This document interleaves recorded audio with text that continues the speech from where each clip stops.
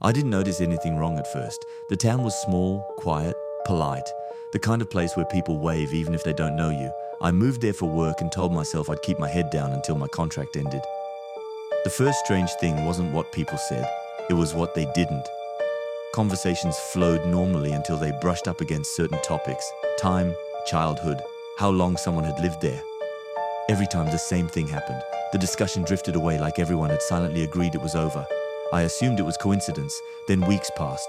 I worked with the same people every day, learned their routines, their habits. And slowly, I realized something was missing. No celebrations, no jokes about getting older, no mention of milestones. Not once did anyone say, "My birthday's coming up." I started paying attention. At the grocery store, there were cards for weddings, funerals, new homes, no birthday cards, no candles, no decorations. I asked the cashier if they were out of stock. She stared at me for a second too long and said, "We don't carry those." That night, I checked my calendar. My birthday was coming up. I circled the date out of habit. The next morning, the circle was gone. The ink hadn't faded, the paper wasn't torn, it was like it had never been there. That's when I started digging. Town records were incomplete, birth dates missing, ages replaced with approximations. Some residents had no birth record at all, just names, addresses, occupations, like they'd appeared fully formed. I asked a clerk about it. She didn't answer right away, just closed the folder and slid it back into the cabinet. "People don't like to be reminded," she said.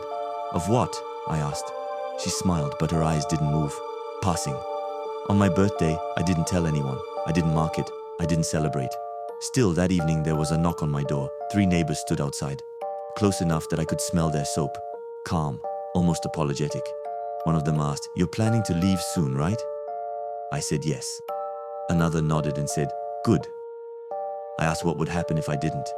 They looked at each other like they were deciding how much to say. Finally, the oldest one spoke.